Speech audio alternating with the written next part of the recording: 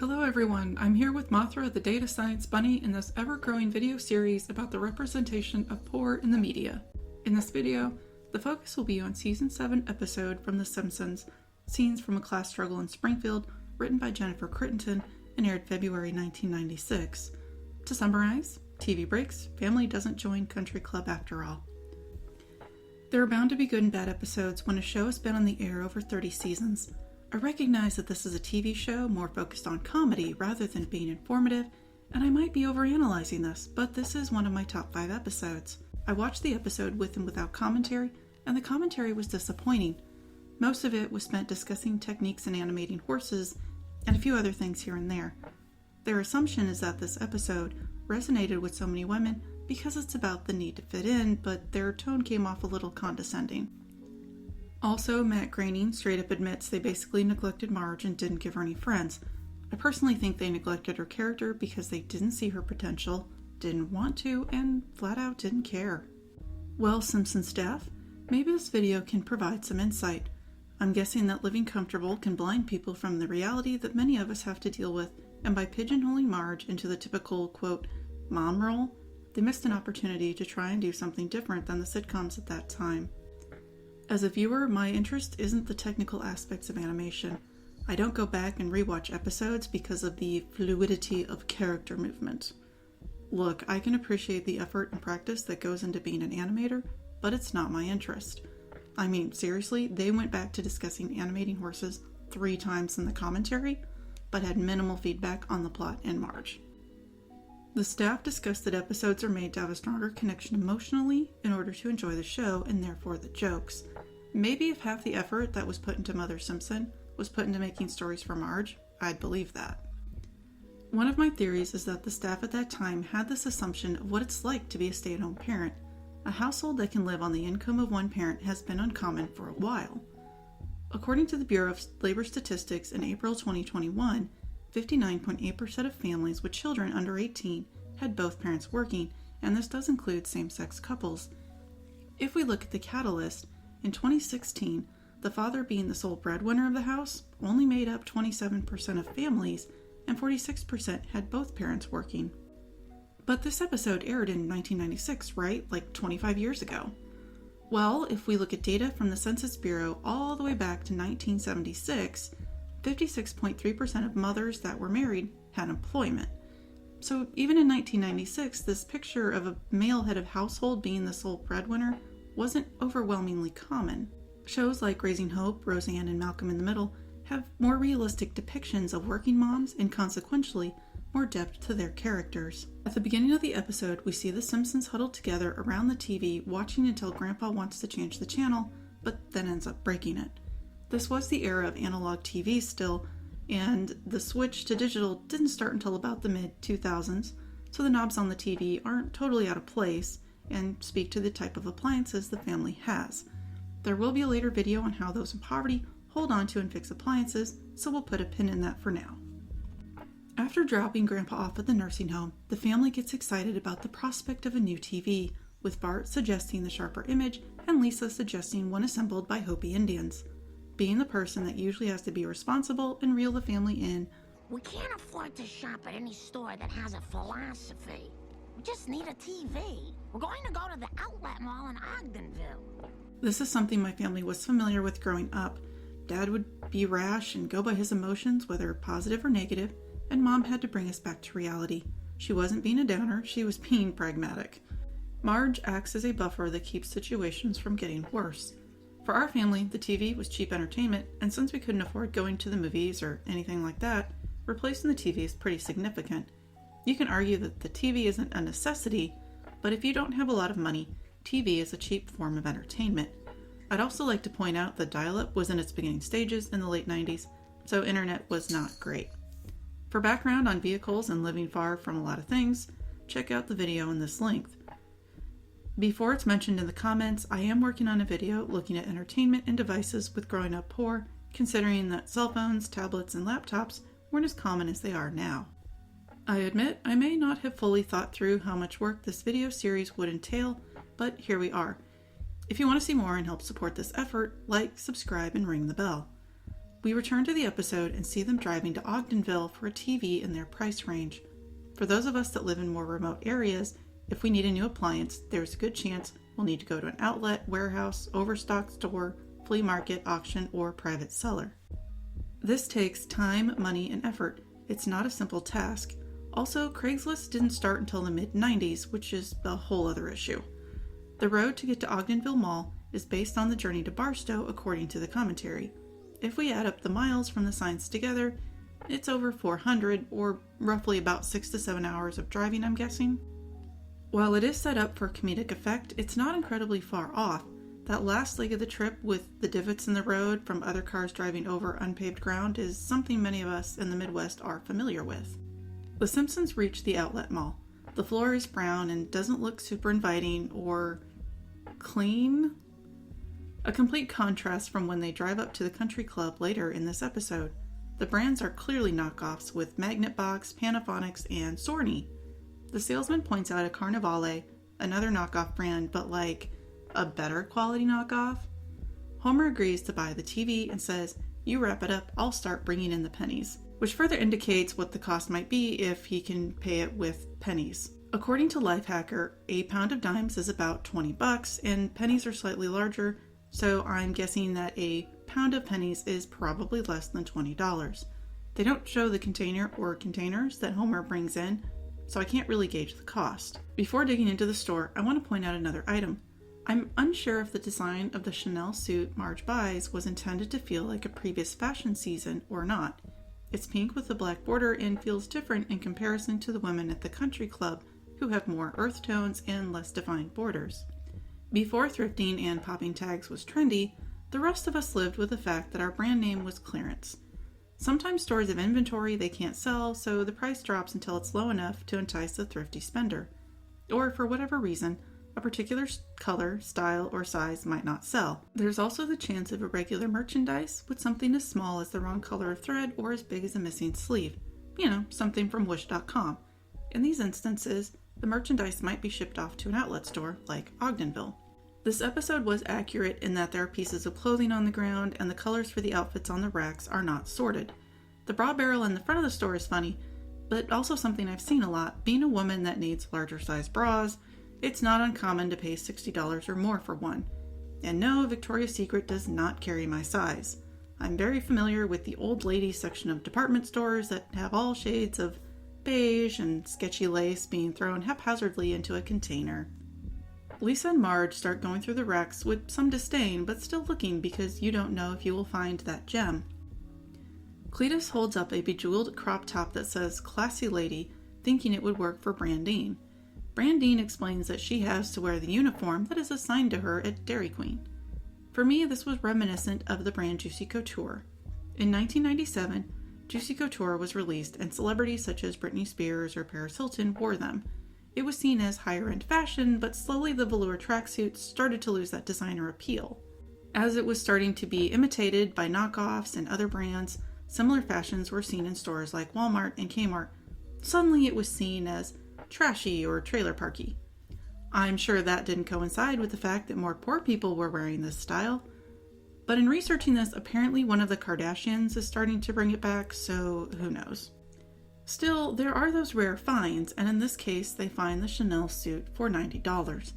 Until Lisa points out the 97% drop in price from $2,800, Marge doesn't even consider the possibility of trying the suit on. If you're struggling to get by, spending nearly $3,000 on one piece of clothing is completely out of the question. They're not even spending that kind of money on the TV. No, I had no idea who Mary Hart was, but apparently she was a host on Entertainment Tonight, so it's fitting that Lisa compares her mom to a TV personality, since this is something Lisa was probably exposed to a lot. This interaction between Lisa and Marge is so often a conversation I have with my mom. After trying it on, Marge comments, It fits like a dream, too. But we can't afford $90, even if it is a bargain. It wouldn't be right to buy something just for me. If it were a suit we could all wear, maybe then. Come on, Mom, you never treat yourself to anything. Oh, sure I do. I treated myself to a Sanka 3 days ago. This is likely the only time this will happen in her life. Just buy it, you don't have to rationalize everything. Marge does buy it, and she does rationalize it by saying it will be good for the economy. The only thing I knew about Sanka is that it was decaffeinated coffee that my grandma drank on occasion. I didn't understand the thought behind this, but in researching, Sanka was a brand that became very well known and popular after World War II. In an article linked below from Wide Open Eats, it's an instant coffee and was used to help people kick the caffeine habit. Even though it had no caffeine and allowed you to drink it at any time of day, it was still seen as a treat. The conversation between Lisa and Marge hits so close to home for me. Even though my siblings and I have our own jobs and money for a while now, and my parents are in a slightly better economic situation, it's still something my mom and I talk to each other about when we go shopping. She still struggles buying something for herself, even if it's $20. Even if I volunteer to get it for her, I have to justify it by saying something like, oh, it's an early birthday present or Mother's Day present, before she's even okay with me getting it for her. There are countless examples in social media of criticizing moms for not being generous enough, being too generous, not sacrificing enough, sacrificing too much, taking too much time for yourself, taking too little time for yourself, spoiling your kids, being too strict with your kids. To Marge, buying this dress for herself is frivolous, and even without the judgment of other parents, she's already judging herself. It's not a conversation you would see between Homer and Bart. At home, Marge models the outfit for Homer and wants to go out and show it off. And when it's not someplace Homer wants to go, he ends the conversation with, well, what's the point of going out? We're just going to wind back here anyway. Marge just spent $90 on a dress for herself, so not going out or getting her investment on this hurts. We then see her watching the opera on the Carnivale TV while vacuuming and wearing heels, which is out of character for her, as she usually wears flats. But darn it, she's going to get her money's worth, and the chores still need to get done. In my case, it's usually laundry day and everything else is in the wash. At the Quickie Mart, Apu compliments Marge on her outfit in a monetary way and says she looks prosperous, though he does suggest buying an impulse item at the register. I think this is more a sales tactic, but his compliment to Marge was interesting in this case. Soon Evelyn comes in, assumes Apu is the attendant who will also pump the gas for her without even asking to see if that's the case. He pretends not to speak English, even though Evelyn points out that he was speaking English to Marge. I've done this at work when I didn't want to deal with difficult customers. After Evelyn says she's going to call AAA because she certainly can't do it herself, Marge steps in, willing to help, and then they both realize, wait, we went to high school together. At that point, Marge starts to look at the ground and confirms she also married Homer. That body language of embarrassment and being unsure of how to handle the situation was something that made sense to me. And then Evelyn clearly being uncomfortable but not admitting that she was being judgmental or rude towards Marge changes the conversation to, you must show me the pump. Going back a little bit, AAA is a little out of date, I think, and no one I knew had it growing up, certainly. It has a varied history, so feel free to look that up at your own leisure. Not to mention, this is another tactic I dealt with when I was in customer service, where they mentioned they're going to get help from somewhere else. On behalf of people that have had to work at a register or something similar, this doesn't really affect us. Outside of being worried we might get fired because someone puts in a complaint, I don't really care if you go elsewhere. When I was making $10 an hour in those types of jobs, I did not think I was getting paid enough to receive that passive-aggressive, insecure nonsense. What I like about the interaction at the gas pump is that Marge is positive and very friendly. She doesn't try to make Evelyn look or feel stupid about learning to use the gas. She could have been crappy to her, made fun of her, but Marge is genuinely helpful. As far as Evelyn, I kind of go back and forth on her intentions, but I think it's partly her tone and just her way of being nice based on her particular background.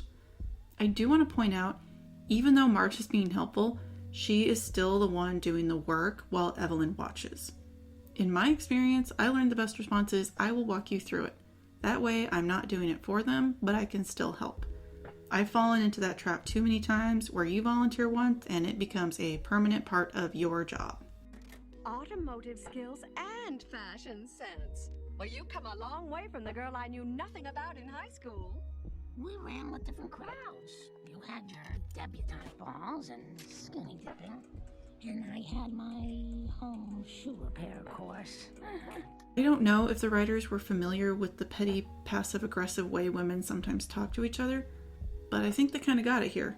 The items Marge associates with Evelyn are leisure activities, something you do when you don't have to worry or consider your future. Contrast that with home shoe repair, a very practical money-saving course, also a way to make things last and kind of shows what to do if you can't afford buying the newest pair of shoes all the time. Before Evelyn leaves, she suggests Marge and her family go to the country club, and Marge perks up a little. I think it's interesting that Burns then shows up to show this difference of old money versus new money. Part of the humor with Burns is how old he is, but in this case, it's also kind of interesting to point out that having the money that he has, he doesn't have to adjust with the times or update his lifestyle or vocabulary. Before leaving, there is a family inspection with Marge as the authority. I think this shows that deep down, the family knows if they want to make a good impression, Marge is probably going to have a better handle on that than Homer. Not only that, but at the end of the day, there's this understanding that Marge will fix whatever goes wrong or keep them from making reckless decisions. Marge points out that short sleeves and the tie that Homer has are not great choices. Homer justifies this by pointing out that Detective Sipowicz dresses that way. This is another example of how TV is part of their family culture, also that it's a show surrounding a blue-collar job. Lisa, of course, doesn't want to go, calling them snobs and status-seeking social climbers. Marge doesn't like Lisa's use of the word hotbed. It's interesting that she doesn't tell Lisa she is wrong for having the opinion that she does. Deep down, Marge isn't naive about the culture, and she wants her family to have a better position socially, and I'm guessing financially. She pleads with Lisa that they rarely get to do things like this, begging everyone to be on their best behavior, and tells Bart no grifting. But no grifting. Oh, raspberries. While this is a chance for Marge, I think it's also important to point out that Marge really does love her family, and I'm sure in the back of her mind, she had that thought that this would be a great opportunity for her kids to have those chances to do things in life that would likely not happen outside of the country club. At the gate, when they give their name, Marge interjects very quickly and says, "We're not poor," to the guard. The rest of the family is in shock but doesn't say anything. The drive up to the building, they are admiring the yard, all the green and open space. Contrast this with the drive up to the outlet mall that's dark and depressing. Marge says, "Everyone just keeps smiling and I know we're going to fit right in." This idea that everything is okay, just pretend and show that everything is okay on the surface. I do like that Homer drives onto the green, just as an example of understanding that the social norms aren't what they're used to, and he doesn't really necessarily know where to park or where to drive because it's probably not set up in a way that makes sense to everybody. The first thing Evelyn mentions after they get there is that Marge wore the suit. It's made very clear through these passive-aggressive comments that her appearance is a huge part of how she is perceived. That's essentially the one thing that gets her noticed. They don't necessarily care about her personality or who she is. We could get into how women bully each other, but that's another video entirely and brings back some bad experiences. I recognize this is just part of the writing and part of how the show came together. This is a real thing that happens. The constant small jabs that you're just trying to ignore and they don't stop.